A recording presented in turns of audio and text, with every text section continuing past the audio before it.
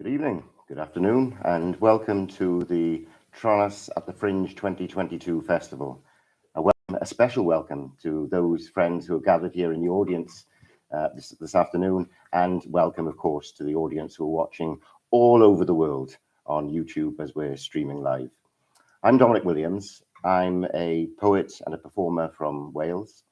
I identify as a disabled artist because much of my creative output, my poetry, my writing is informed by my experience of poor mental health, episodes of poor mental health. I'm very pleased and honoured to be welcoming this evening our special guest, Anna Bergholtz. Anna is a writer like myself, a prolific children's writer and young people, writing for young people.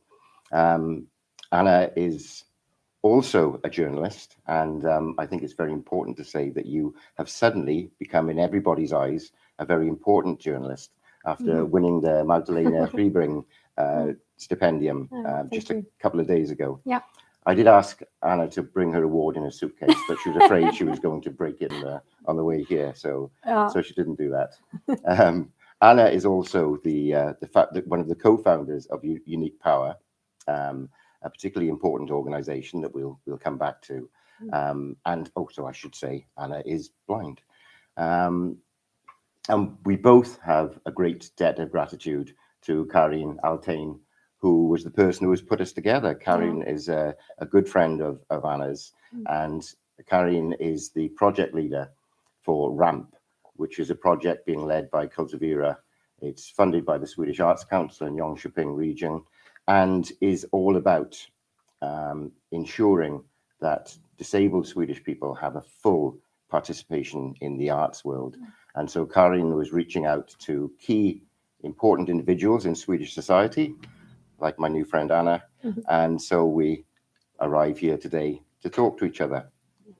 So as a visitor to Sweden, Anna, I have this perception, as many people from outside Sweden do, that Sweden is a very open society, a very supportive society. It takes care of every individual and therefore would support its disabled individuals. Would you say that's necessarily true? No, I would not. I think that Sweden is, I think if you can look at it in two different ways. If you look at the accessibility, like for instance, that you can go by bus, any bus you want, if you use wheelchair or if you're blind, you can't do that today in Sweden. It's still not possible. And I've been to the States, for instance. A few years ago, I went to Hawaii, and that was a very cool experience because I went by the local bus, and it was not just me on the bus who had a disability. It was two people came on, one with a manual wheelchair and one with the electrical one. And there was also, they had the text and the voice. So you got information where you could, what stop to go to, and also what's around the stop, the surroundings. And I don't go by buses. I have a friend who's got an electrical wheelchair in Stockholm. We can't go together on a bus. So I would say it's still a lot to do with that. And I think also, but when it comes to the other thing, support, we have quite a bit support. But I would say that a lot of people with disabilities today, they lose their support for, like, instance, guiding assistance, the personal assistance help. So a lot of people are afraid it's going back in time, I would say. Yeah. So Sweden, I think a lot of people think it's a really good country, and in many ways it is, but there's still lots. Yeah. Well, I mean, clearly you've said things have improved at some stage, but we are, I think, probably at a very important point where you might suggest things are starting to revert. Yes. And I think one of the key things that defines this time is the pandemic, of course. You know, we've had 2 years of pandemic, and that has affected our community in both positive ways and in negative ways. I think you've hinted at some of the negative ways that things are starting to move backwards, but there are some positives as well from the pandemic for the disabled community, would you say? Yeah, definitely. I would say that I hope everyone will learn from the pandemic, because all of a sudden, I think all of us seen that we can make changes quite quickly.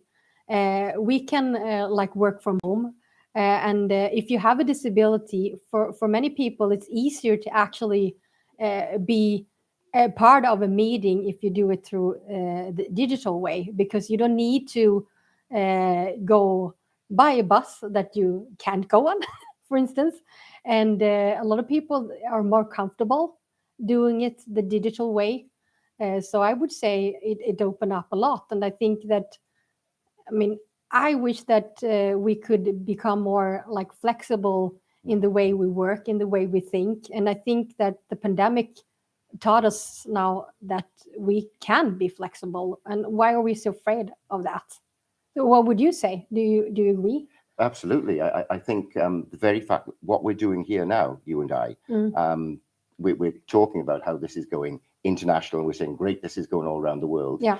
But it's just as important, this YouTube video could be watched by somebody just on the other street, because they might not have been able to get to Cultivera for whatever reasons, whether it's mobility access, whether they suffer with social anxiety and wouldn't want to be in this room, but they can participate, they can watch it from using a digital channel. And I think that's one of the important things that we've learned about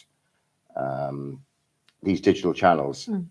And I would, and I also have to add to that, because I also have rheumatoid arthritis, which means that some days I'm actually in bed because I need to rest. And I've had meetings, I think it was last week. I just turned off the camera. I told people, today I have pain in my body, I need to rest, but I participate in the meeting anyway, but just like through my voice. I don't want you to see me right now. Of course, it's always good to like show the face and the mouth, so people having hearing disabilities, they can see you. But in this case, I knew that no one had hearing problems, so then you can participate anyway. And it's also about choice. I think that's one of the fears, that once we've recognized this accessibility that is available through digital channels, then we say to people, then that's the channel you have to use. People still have to have the choice to attend physically if they wish to. Exactly. But that's the thing that I said before, that I wish that we can be more flexible, do it in a different way, and not just like, oh, this is how we have to do it. We make it individual solutions and open up to that. I was thinking, you were talking about your rheumatoid arthritis, talking about your visual impairment, and it occurred to me that, you know, I opened this entire conversation by saying, oh, and by the way, Anna is blind. By the way. which is how you describe yourself very often, but is not not the word that everybody would like to use or may choose to use. And that's a very gray area, isn't it, to talk about language and how we talk about disability or impairments. No, but definitely. Well, I mean, I say I'm blind because I don't even have my eyes anymore, because it's prosthetic eyes, so I'm completely blind. So it's easier for people to understand. But I know for some people to use that, they are not so comfortable with using that word. And I think that everyone has a right to define yourself. But I mean, there is words that you can think about, and especially if you are a person who's in power, like as a politician or in media, or that you're a person that people listen to. I think it's important to think about what words you use. Absolutely. And I have a hard time with disability. And what about you? Well, I mean, I was smiling because, I mean, we're both writers, and we understand the power of language. Trying to come to an understanding between each other about that is very difficult, because I'm first language English and you're first language Swedish. And we were talking about this the other day and saying, right, I need to use the words that are not the English language words that are culturally acceptable in England. I need to use the English language words that represent the Swedish words that are culturally acceptable in Sweden. Yeah. So we were talking about, I think, impairments and environmental barriers. Yes, that's so true. Yeah, no, but that's the difference. And in like, yeah, I don't know. It's for me, it's like I'm not disabled unless, like, for instance, I go on the bus and there is no speech on the bus. I don't know where I am. But otherwise, I mean, I have an impairment, and no matter how accessible society is going to be, I'm always going to be blind. I will never be able to see if the sky is blue and what I look like, but I see it in other ways. And that's also important, because we always, I think, focus on the impairment, what's bad, wrong with it.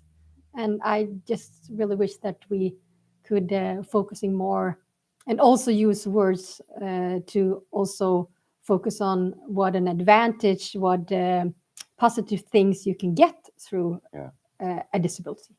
Yeah. Yeah. And you have to, as you quite rightly said, it's about self-identification. I think that's hugely important, and allow people to identify as they wish, or to allow communities to identify as they wish. You know, that the appropriate language, if you like, should come from those who have that experience. Yeah, absolutely. And I think that if you're a person who don't have their own experience, if you're insecure what word is the best to use, you should talk to the people.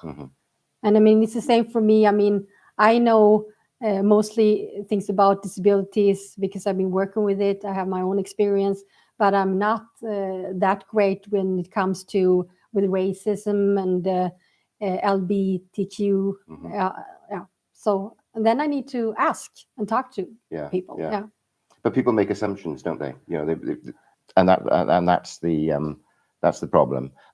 Well, two, I mean, people make assumptions, and secondly, people are so afraid to ask. Yeah. And why is that, do you think? I guess it's the unknown. It's just if you don't know that experience, then it's an unknown experience, and you don't know how to approach it and how to talk about it. And that leads me very nicely, actually, into the idea of how do you share knowledge of that experience. And I think writing is absolutely, you know, literature, novels, poetry, whatever it is that's written and informed by a disabled experience is going to pass that on to the world. But what does it look like, you think? Is there enough stories, enough perspectives out there when it comes to literature and art from different perspectives and from disability point of view? Again, I think that's something that probably we could follow a model from America, as you spoke about with the accessibility on public transport.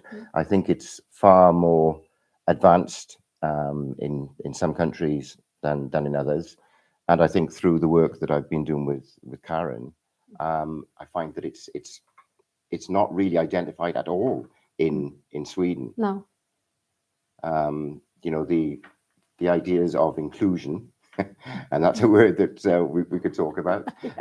The ideas of inclusion are based around functional, nothing cultural, nothing about sharing your lived experience in an artistic way. And I think that in Sweden, a lot, when you talk about diversity and inclusion, it's still concentrated to gender and to color, like skin color. Yeah. Mostly, but not from other perspectives. And I mean, diversity and inclusion, it's from so many point of views. And it's also from what kind of background you have, education, where you grew up, small city, big city, so on.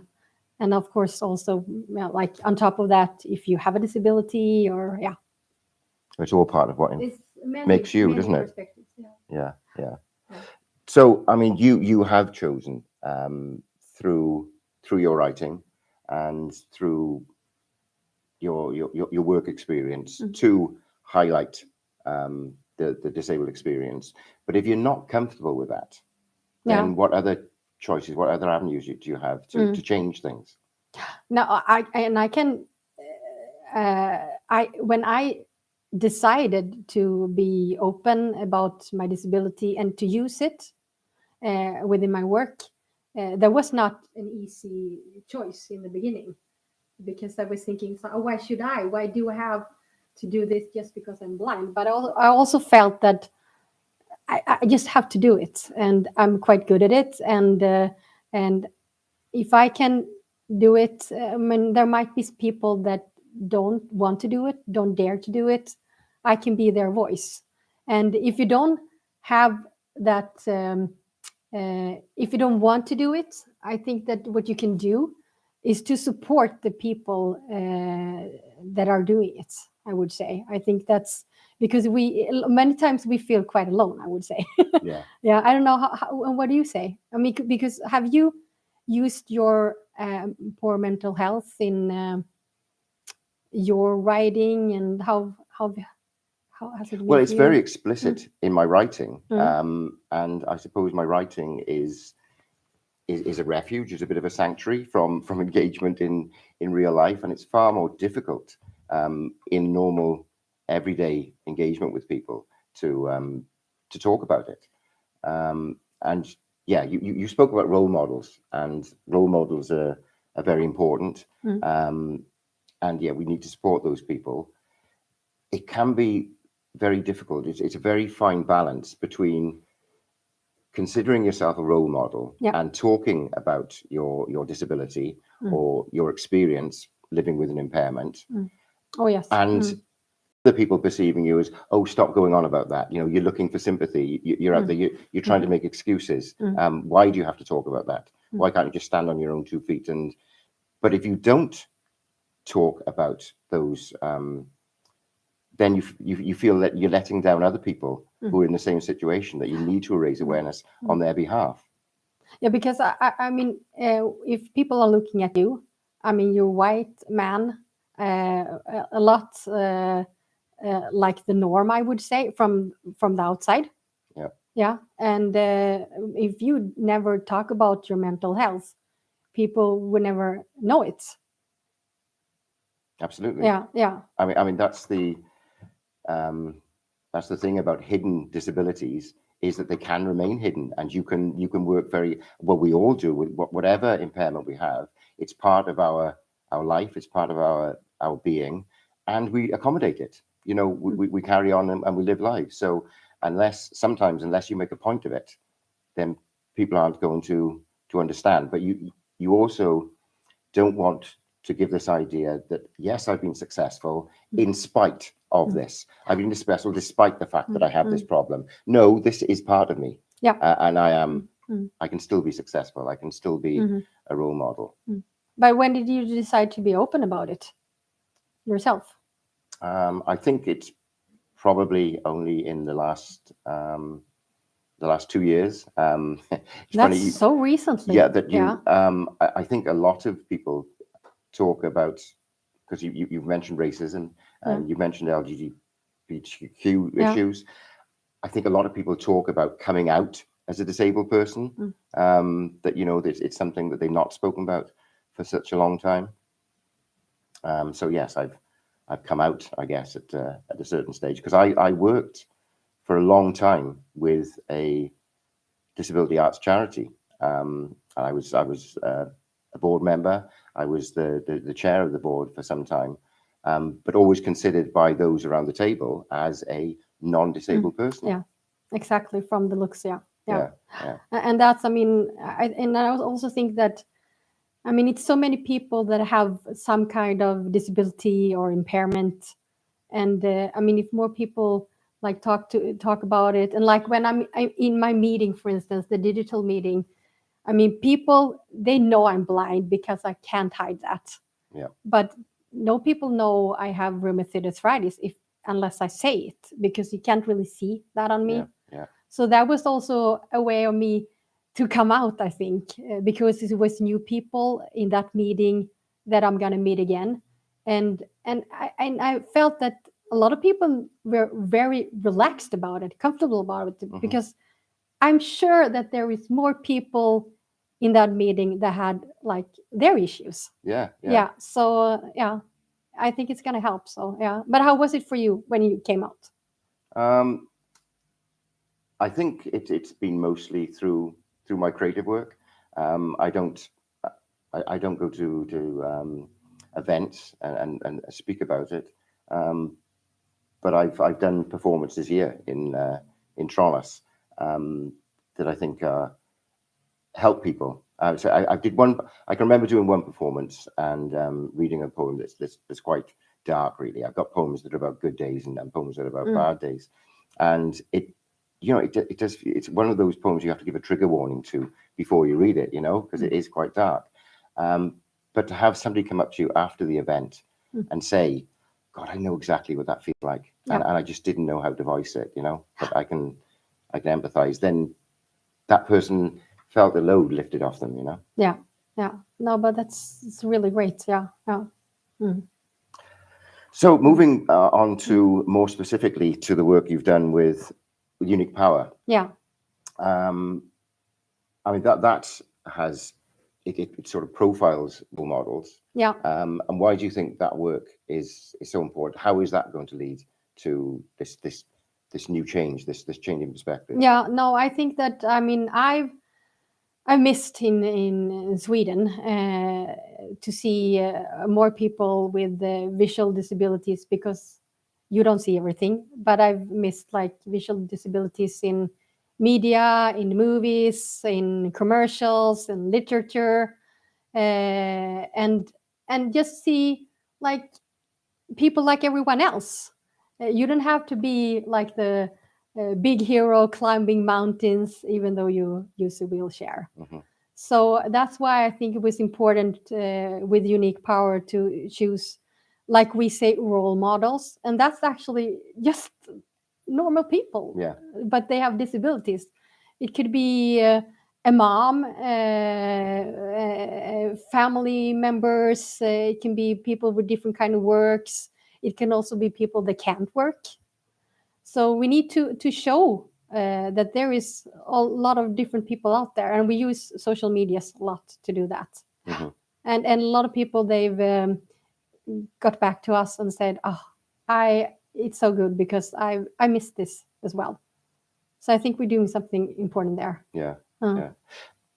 Can I talk a little bit because we talk about Unique Power. Yeah. And you know what it is. Yeah. And you've explained how you put the thing together and who the people are. Mm. But I mean, how logistically, how does it work? I mean, who would come to Unique Power? Who are you providing services for, and how do they get in touch? Yeah. Now, Unique Power is a platform, so we have different parts. So one part is actually for people with disabilities, entrepreneurs. So you need to have your own company and have some kind of disability. And if it's a disability impairment, you define it yourself. So we have a wide range from like hearing disabilities, mental illnesses, what's it called, ADHD, blindness, everything. Yeah. And then we also have a company where we provide services to help organizations, companies to get more inclusive from a disability point of view. And that has to do a lot with knowledge when it comes to norms. Mm-hmm. It also has to do with accessibility. I mean, how do you do to make things accessible for different kind of disabilities? We, for instance, do educations so companies can become better. We also look at websites if it's accessible from like a dyslexic perspective. Yeah. When you have a screen reader, and we're quite newly started, so we are still building up. And for us, it's really important to use people that have, of course, they should have the competence, but we also want people to have disability experience themselves. Yeah. And we work cross disability, and that's also something I've been missing, because I think that in Sweden, a lot of the disability movement, it's very, how do you say, niche. Yeah, exactly, and it's like split up. Yeah. So here we work with visual impairments. Here we work here, and we have very similar barriers and similar problems that we need to fight with. Yeah. So I think we need to work together, and we also, of course, work together with people that don't have any disabilities, of course, because we all, I mean, a lot of us want to have a more inclusive society. Yeah. Well, you were talking to me the other day about there being 2 million disabled people in Sweden. Yeah. And when you consider all their friends, all their families, all their work colleagues, how many people, how much of the Swedish population is impacted upon by disability? Everyone. Everyone. Yeah. And I mean, for instance, when you now, I mean, it's not that many years ago, you said you came out with your mental illness. And I mean, how many of friends around you knew it before? I mean, now actually your friends, like family. Well, those are probably, it was hidden from them. Yeah. And those people also, it's your family particularly who struggle with the stigma that you might do yourself. You know, they worry on that point as well. They don't want somebody in the family to be talking about that, you know. No, and I mean, the more like open we are about it, and I mean, I think that everyone, if you stop a person on the street, everyone has some kind of connection, know someone who's got a disability or have something themselves. Yeah. I'm pretty sure of that. It's just that since we don't talk so much about it, we're not that open about it, we don't really know it yet. No, but I'm sure, it concerns everyone. No, and it doesn't have to be just bad. No, absolutely not. Absolutely not. Yeah. There's a couple of other questions I'd like to ask you, but I'm going to throw it open because we do have an audience here. So I'm going to throw it open to the audience, and everybody in their seats suddenly gets scared now and they grip no. But if anybody does have any questions they'd like to ask either Anna or myself, or any comments they'd like to make, then please feel free to take the floor now. Otherwise, I'm going to lead us towards a slow conclusion, I think. Okay, you've spoken about Can you shout out so the microphone picks it up first? How long has unique power been around? How long unique power has been around? We started last summer, actually during the pandemic. So once again, thanks to the way we started to work digital, because we're all over Sweden now, and quickly we became quite big, I would say. Do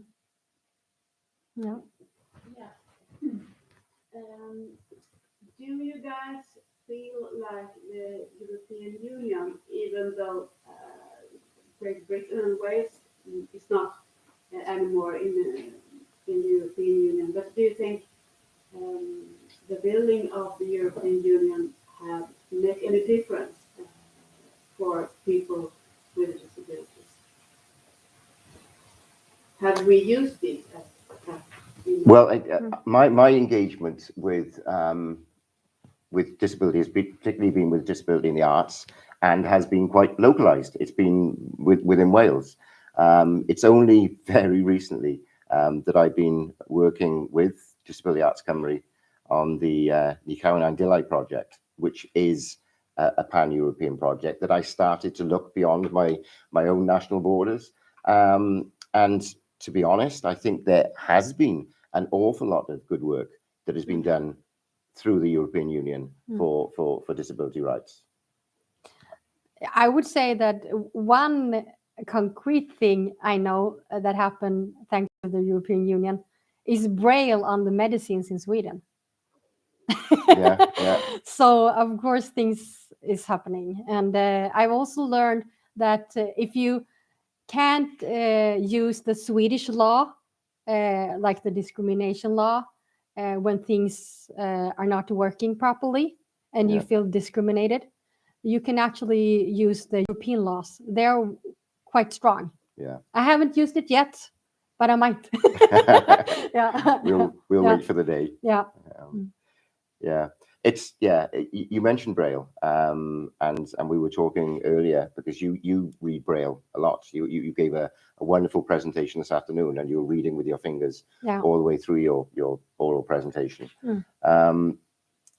And I was thinking how that might be lost, because I was saying my mother loves reading. My mother loves reading. She's registered deafblind. And people say to her, well, you can listen to an audiobook, but that's not the same experience as reading. She wants to read, so she has many aids to read on an iPad. And similarly, I was thinking of people who read through Braille. There must be moves.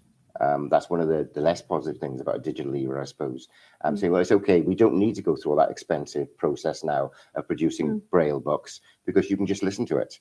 And that's a discrimination. That's taking away a better experience. So what's the situation with Braille in Sweden?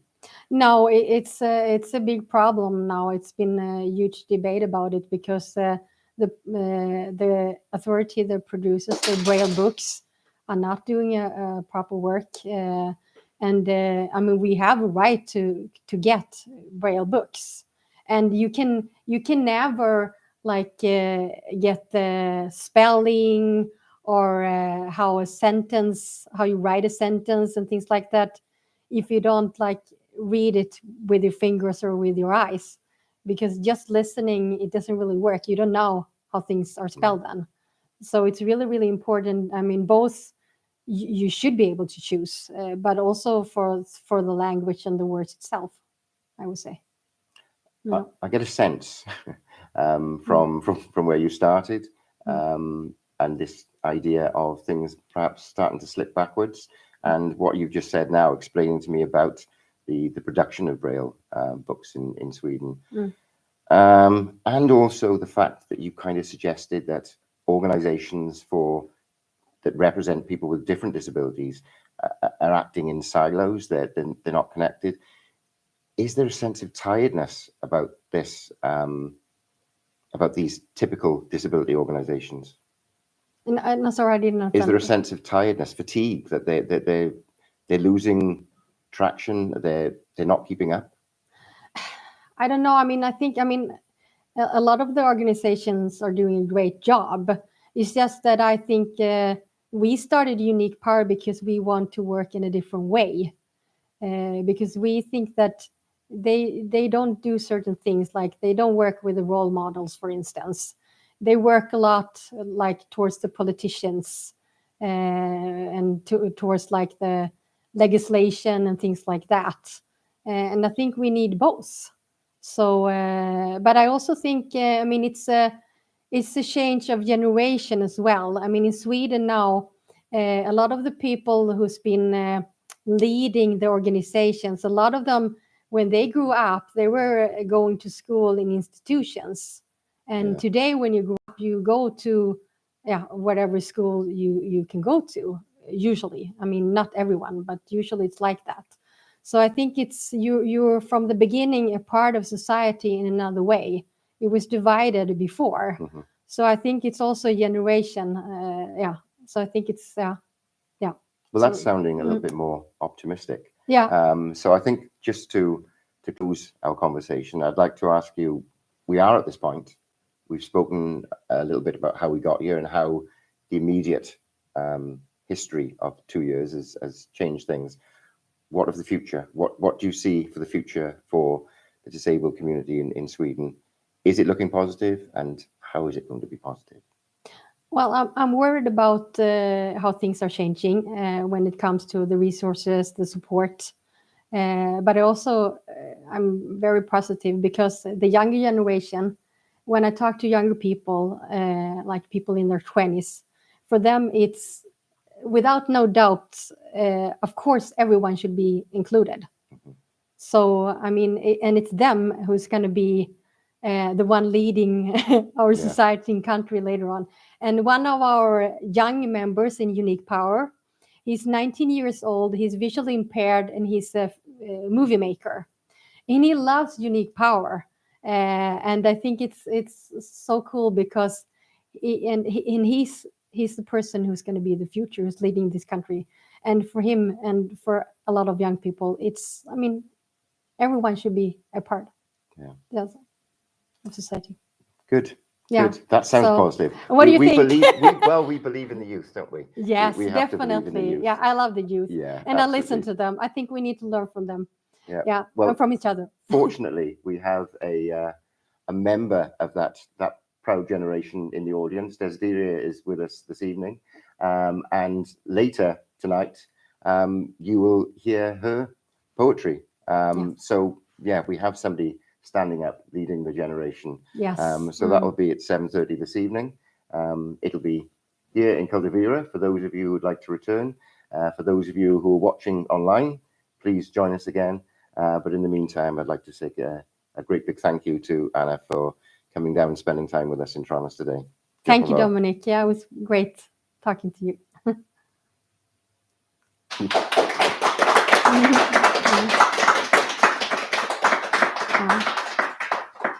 It was quick.